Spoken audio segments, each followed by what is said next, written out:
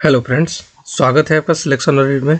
तो दोस्तों, हम एनसीईआरटी साइंस क्लास 7 की सीरीज़ का ये हमारा 9th पार्ट है, यानी कि चैप्टर 9, जो कि आपका है मूल कण और उसके विस्तार से महत्वपूर्ण ऑब्जेक्टिव क्वेश्चन है जो एनसीईआरटी बुक का है। तो देखिए आज का पहला क्वेश्चन क्या है। तो आज का पहला क्वेश्चन स्टार्ट करते हैं।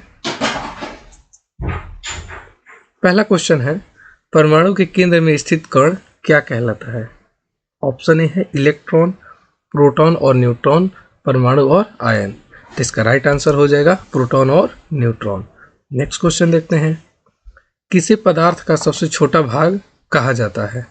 अणु को, परमाणु को, आयन को, यौगिक को। तो इसका राइट आंसर हो जाएगा परमाणु। नेक्स्ट क्वेश्चन देखते हैं, अणु की संरचना में कौन कौन से कण होते हैं। Proton, neutron, electron, proton, neutron, ion, proton, neutron, neon, proton, neon, ion. तो इसका राइट आंसर हो जाएगा ए, प्रोटॉन, न्यूट्रॉन और इलेक्ट्रॉन। सभी को पता है। नेक्स्ट क्वेश्चन देखते हैं, किसे इलेक्ट्रॉन की अधिकतम संख्या के रूप में जाना जाता है। तो क्या हो जाएगा, 2, 8, 8, 2, 8 और 18, 8, 8, 8, 18, 8, 8। तो इसका राइट आंसर हो जाएगा ऑप्शन बी, 2, 8 और 18 इलेक्ट्रॉन की अधिकतम संख्या के रूप में जाना जाता है। नेक्स्ट क्वेश्चन है, किसे इलेक्ट्रॉनिक कक्ष कहा जाता है। तो किसे कहा जाता है, परमाणु के केंद्र को, न्यूट्रॉन और प्रोटॉन का समूह, इलेक्ट्रॉन के चारों ओर की कक्षाएं, उपरोक्त सभी। तो इसका राइट आंसर हो जाएगा सी, इलेक्ट्रॉन के चारों ओर की कक्षाएं। नेक्स्ट क्वेश्चन देखते हैं, आपकी एनसीईआरटी बुक का, यदि आप railway group D, BPSC TRE 4 जो हाल आने वाली है, कल बहुत बड़ा न्यूज आया था, अगर आप उसकी तैयारी कर रहे हैं तो आपके लिए सीरीज़ बहुत ही महत्वपूर्ण होने वाला है। अपने दोस्तों के साथ जरूर शेयर कीजिए, चैनल को लाइक और सब्सक्राइब जरूर कीजिए। तो चलिए, इसका आंसर क्या हो जाएगा, इसका आंसर हो जाएगा कोई चार्ज नहीं होता है। न्यूट्रॉन का गुण क्या होता है कि न्यूट्रॉन पर कोई चार्ज नहीं होता है। नेक्स्ट क्वेश्चन देखते हैं, प्रत्येक परमाणु में कितने प्रकार के कण होते हैं। 1, 2, 3, 4। तो इसका राइट आंसर हो जाएगा ऑप्शन सी, 3, यानी प्रत्येक परमाणु में 3 प्रकार के कण होते हैं। तो चलिए नेक्स्ट क्वेश्चन देखते हैं, नीलम के परमाणु में कितने इलेक्ट्रॉन होते हैं। स्फेरियर 2, 10, 18, 24। तो नीलम के परमाणु में कितने इलेक्ट्रॉन होते हैं। तो राइट आंसर हो जाएगा सी, 18। नेक्स्ट क्वेश्चन देखते हैं, किसे मूल कण कहा जाता है, यानी मूल कण किसे कहा जाता है। प्रोटॉन को, न्यूट्रॉन को, इलेक्ट्रॉन को, ये सभी कण को। इसका राइट आंसर हो जाएगा सभी कण को मूल कण कहा जाता है। नेक्स्ट क्वेश्चन देखते हैं, न्यूट्रॉन के बिना परमाणु क्या हो सकता है। आयन, अनंत ऊर्जा, कोई भी अस्थायी अवस्था, उपरोक्त सभी। तो न्यूट्रॉन के बिना परमाणु का क्या होता है, आयन होता है। चलिए नेक्स्ट क्वेश्चन देखते हैं, किसे परमाणु का भार यानी कि एटॉमिक मास कहा जाता है। परमाणु का भार यानी कि एटॉमिक मास किसे कहा जाता है। केवल प्रोटॉन के भार को, केवल इलेक्ट्रॉन के भार को, प्रोटॉन और न्यूट्रॉन का कुल भार, प्रोटॉन और न्यूट्रॉन का कुल भाग। तो इसका राइट आंसर हो जाएगा प्रोटॉन और न्यूट्रॉन के कुल भाग को ही क्या कहा जाता है, एटॉमिक मास यानी कि परमाणु भार कहा जाता है। नेक्स्ट क्वेश्चन देखते हैं, किसे अणु कहा जाता है। परमाणुओं के समूह को।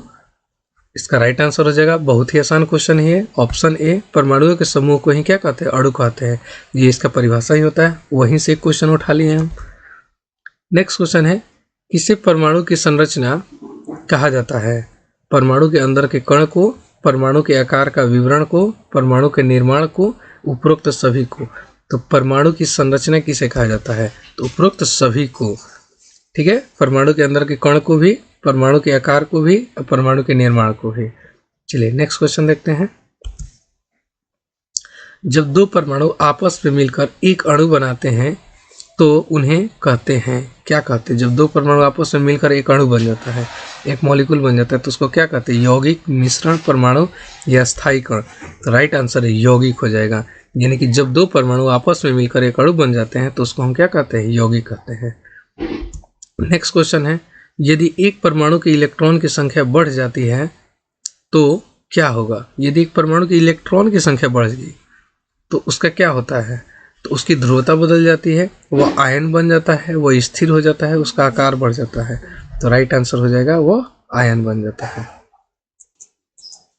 चलिए नेक्स्ट क्वेश्चन देखते हैं। इसे एक बंधन परमाणु यानी कि बॉन्डिंग एटम कहा जाता है। अब बॉन्डिंग एटम शब्द आ गया, ये क्या होता है तो बताइए। बॉन्डिंग एटम किसे कहा जाता है? वह परमाणु जो किसी दूसरे परमाणु के साथ जुड़ता है, वह परमाणु जो पूर्ण रूप से स्थिर होता है, वह परमाणु जो किसी अन्य तत्व से अप्रभावित होता रहता है। उपरोक्त सभी, तो इसका राइट आंसर क्या हो जाएगा? वह परमाणु जो किसी दूसरे परमाणु के साथ जुड़ता है। हो सकता है आपको ऑप्शन बड़ा दिख रहा हो, लेकिन ये आपका एनसीईआरटी का क्वेश्चन है। इसी से सब क्वेश्चन जो भी आप लूसेंट हो गया या स्पीडी हो गया, जो क्वेश्चन पढ़ते हैं एग्जाम में आता है, इन्हीं सब क्वेश्चनों से मिलकर वो बना रहता है, इससे बाहर नहीं होता है कुछ भी। चलिए नेक्स्ट क्वेश्चन देखते हैं। किसे आयंस कहा जाता है? चार्ज युक्त परमाणु को, कोई भी परमाणु, केवल प्रोटॉन, कोई स्थिर अणु। तो बताइए आयंस किसको कहा जाता है? बहुत ही इंपॉर्टेंट क्वेश्चन है। चार्ज युक्त परमाणु को हम क्या कहते हैं? आयन कहते हैं। जिस पे चार्ज लगा हो जिस परमाणु पे, उसको हम क्या कहते हैं? आयन कहते हैं। नेक्स्ट क्वेश्चन है, पानी के अणु में कितने परमाणु होते हैं? बहुत कई बार एग्जाम में आया हुआ क्वेश्चन है, ऑनलाइनर में अक्सर ये पूछा जाता है, पानी के अणु में कितने परमाणु होते हैं? तो राइट आंसर हो जाएगा 3 सी। नेक्स्ट क्वेश्चन देखते हैं, परमाणु का आकार क्या निर्धारित करता है? इलेक्ट्रॉन की गति को, यानी कि परमाणु का जो आकार होता है, जो शेप होता है, वो क्या निर्धारित करता है? इलेक्ट्रॉन की गति को, प्रोटॉन की संख्या को, इलेक्ट्रॉन और प्रोटॉन की संतुलन स्थिति, या न्यूट्रॉन की संख्या। तो राइट आंसर हो जाएगा सी, इलेक्ट्रॉन और प्रोटॉन की संतुलन स्थिति। नेक्स्ट क्वेश्चन देखते हैं, किसका अंतर्दृष्टि यानी कि इंटरेस्ट विशेषता है? तो क्या हो जाएगा? परमाणु, अणु, दोनों, कोई नहीं। तो बताइए, तो अंतर्दृष्टि यानी कि विशेषता है क्या? किसका? परमाणु का, अणु का, दोनों का, कोई नहीं का।